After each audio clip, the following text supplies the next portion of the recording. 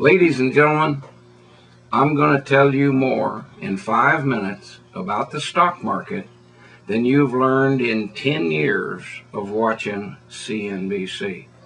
CNBC is constantly beating you on the head with the idea that the market and the economy are directly related. Well, I'm going to show you something right here.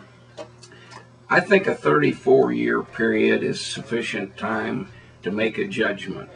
If we go back to 1982 and we go backward from there for 17 years, and then we go forward from there 17 years, that's ought to be a fair amount of time. If we look at the Dow Jones Industrial Average, okay, what we see is that going backward for that time, it had a zero net gain. Zero. Coming forward, it was plus 1,200%. Now, that's significant. If CNBC were right, and we looked at the economy measured by the GDP, in one of those periods, we had a 600% gain. In the other one, we had a 450% gain. The problem is, CNBC would make you think that was true. That was not true. In the zero gain, the economy did 600%. In the 1200 Dow, it did 450. Precisely the opposite of what CNBC tells you. So now, we're going to dispute a Wall Street myth, a CNBC myth here today in 5 minutes.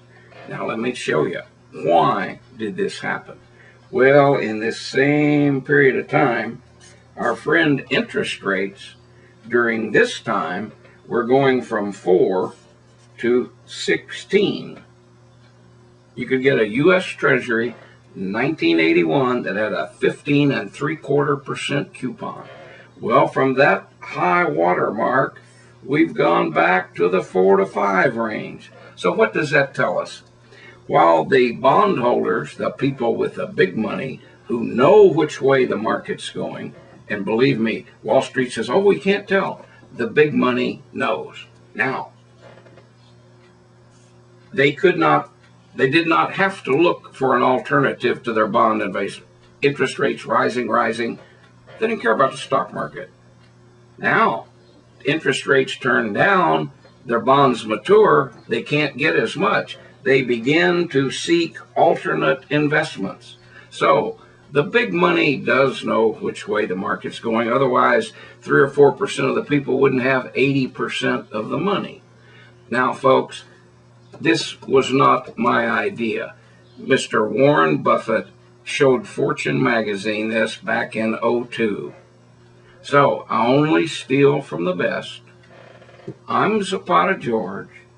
I've taught you more in 5 minutes than you've learned in 10 years. Now, I'm going to tell you something else.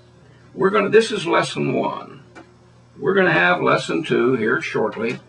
And in lesson 2, I'm going to give you my 5 magic rules for investing, one of which will include a thing called gold. Now, it's the only money, always has been, always will be, and we'll cover that when I give you my 5 rules of magic investing. And I want to leave with these parting words. You probably remember Viva Zapata. Remember, Viva Zapata George. Thank you for listening. We'll see you at lesson 2.